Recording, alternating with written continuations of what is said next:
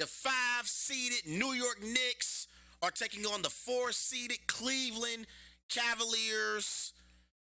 And the Knicks won the season series 3-1, including 3 in a row against the Cavaliers.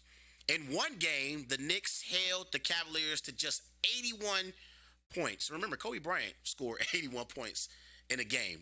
Just think about that. Kobe scored 81 in a game before, and the Knicks held the Cavaliers to 81 points in one of their matchups this year. And Julius Randle had 36 points and hit a game winner in that matchup. And honestly, in the Eastern Conference, this matchup is the most exciting matchup and the one I'm looking forward to the most. This might be the best playoff matchup in the first round in both conferences. Knicks, Cavs. Let's start off with the Knicks. The Knicks finished 5th in the Eastern Conference. They were 47-35, and they are coached by Tom Thibodeau. Tom Thibodeau is a proven NBA head coach for his career. He's won 477 games, lost 357 games. So he's won 57% of his games. He was a nice coach during the Derrick Rose era with the Chicago Bulls.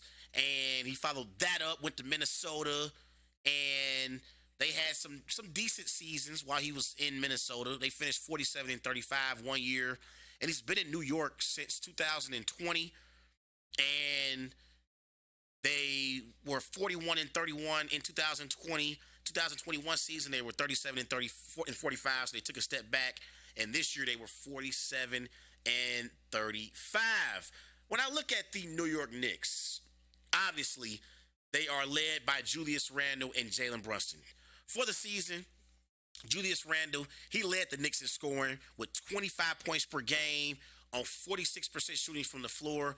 There are reports from out of New York that he's going to be available in this first round matchup. So it's going to be very, very important for the Knicks to have Julius Randle to have a chance to beat the Cavs.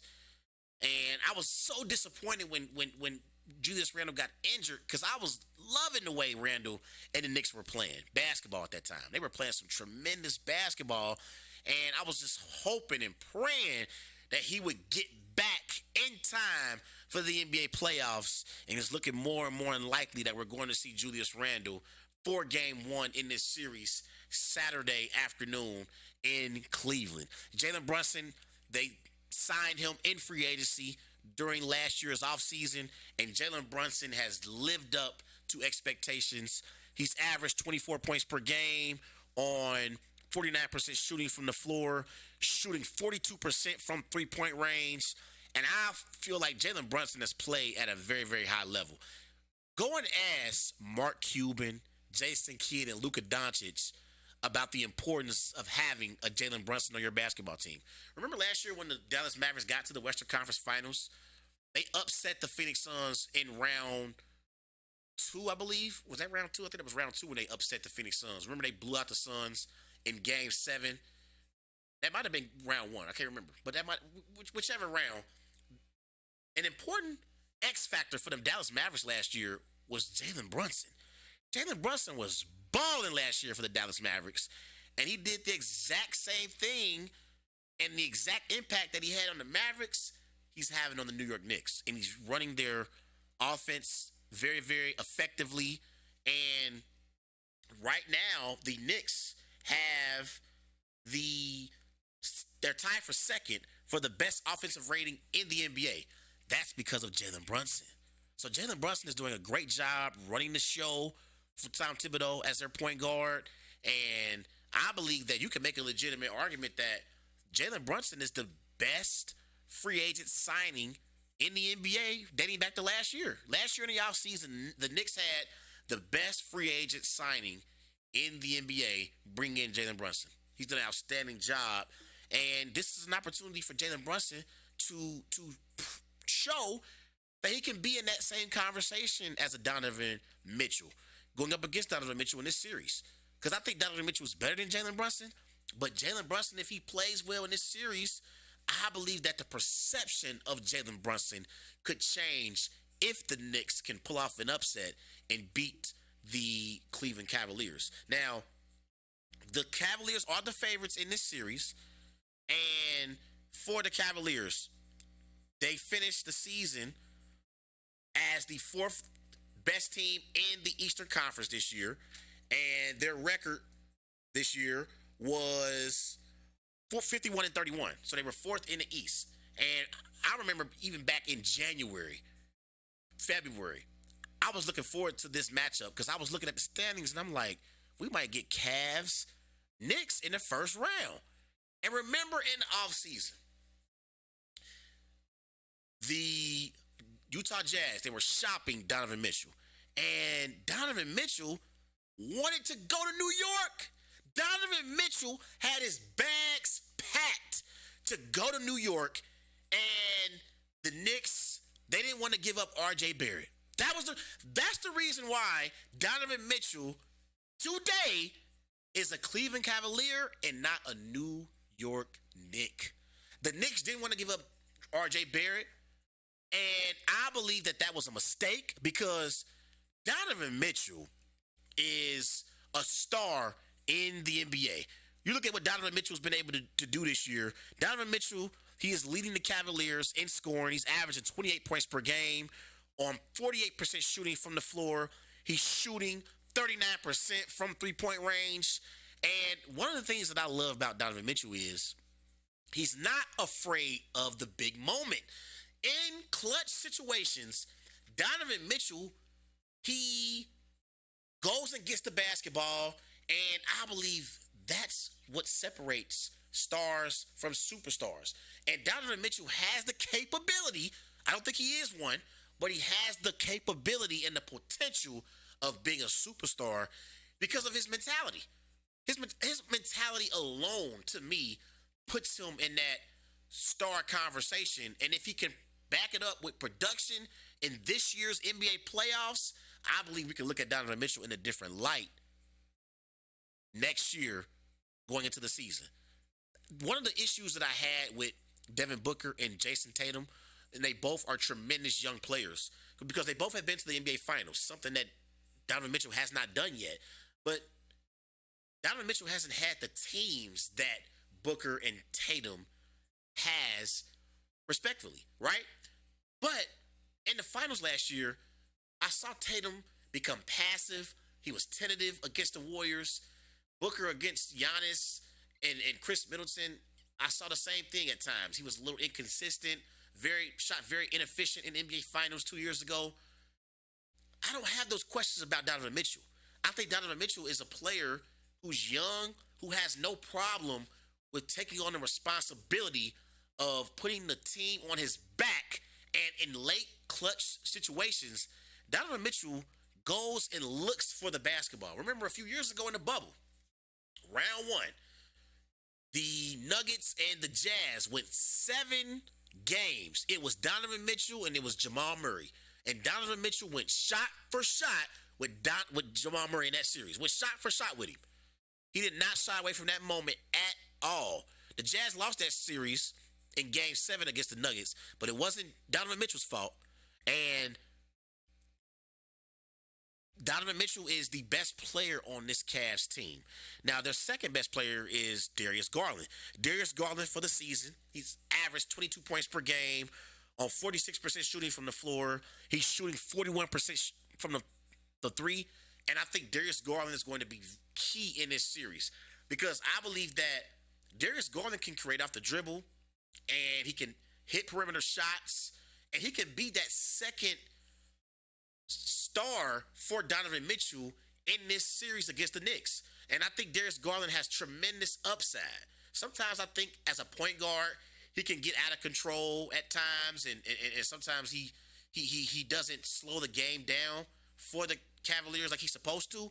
But I do really, really like Garland as a guard in this Cavaliers system. Now, the Cavaliers are undersized in the backcourt with Mitchell and with Garland, but I'm not sure if R.J. Barrett is going to be able to play at a high level in this series. I know Jalen Brunson will play pretty well. I'm not sure about R.J. Barrett, and he's the other guard for the New York Knicks. Now, for the Cavaliers, the question is going to be, outside of Garland and Mitchell, who's going to step up offensively for the Cavaliers? They got Mobley. Mobley averaged 16 points per game, and Mobley is playing better. In his last 38 games, Evan Mobley is averaging 19 points per game on 58% shooting, and he's shooting 73% at the rim this year. So Evan Mobley has been playing better in the second half of the season.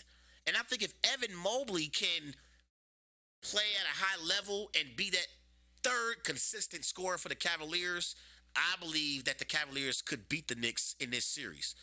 But I also believe that it's going to be important defensively for the Cavaliers to contain Julius Randle. You cannot allow Julius Randle to attack the rim and be effective in the low post area. I think if you want to beat the Knicks, you got to force Julius Randle to shoot and hit perimeter shots. Force Julius Randle to hit perimeter shots. This year, you look at what Julius Randle has done from the three. He's only shooting 34% from three-point range this year.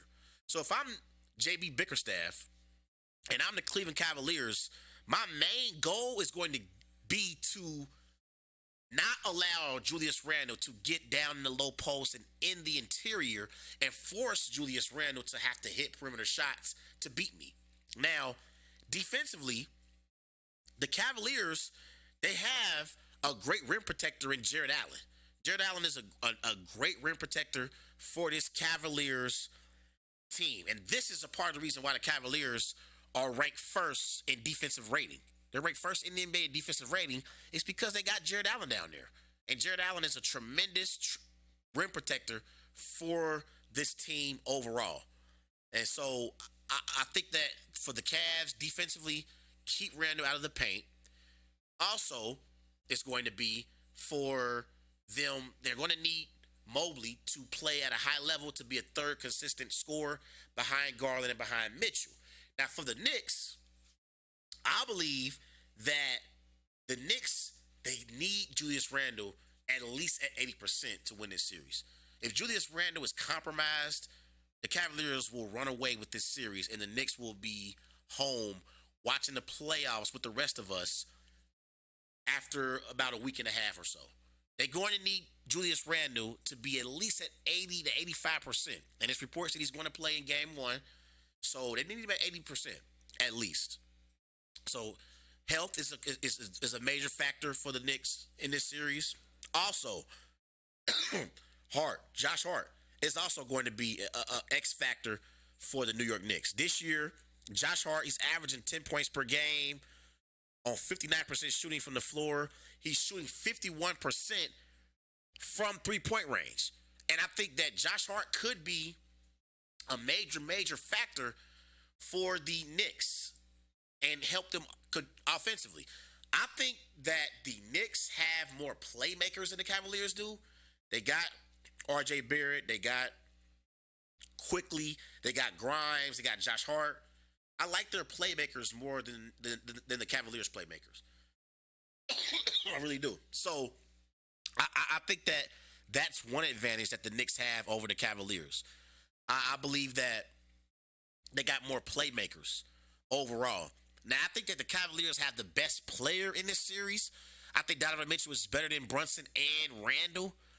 But I do believe that, again, that the Knicks have more playmakers. And I think the Knicks have the advantage also from a head coaching perspective. I would take Tom Thibodeau over JB Bickerstaff slightly. And I like Bickerstaff as a head coach as well. I'm always supporting my African-American head coaches in the NBA. But I think Tom Thibodeau is a more proven and more respected head coach than Bickerstaff is. I think this is going to be arguably the best series in the first round.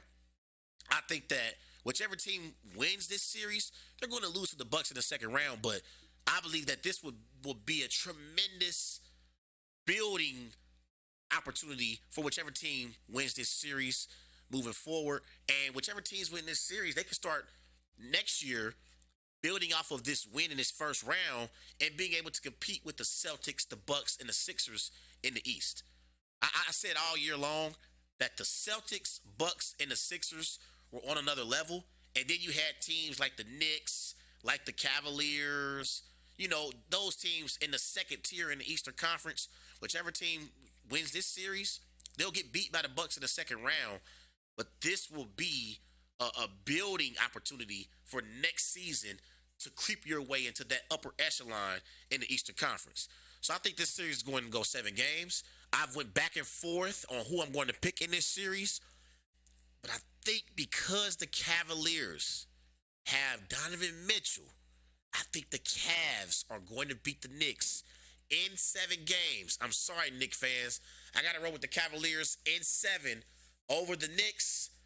But I do think this series is going to be very, very competitive, and it wouldn't shock me if the Knicks pull off the upset and beat the Cavaliers.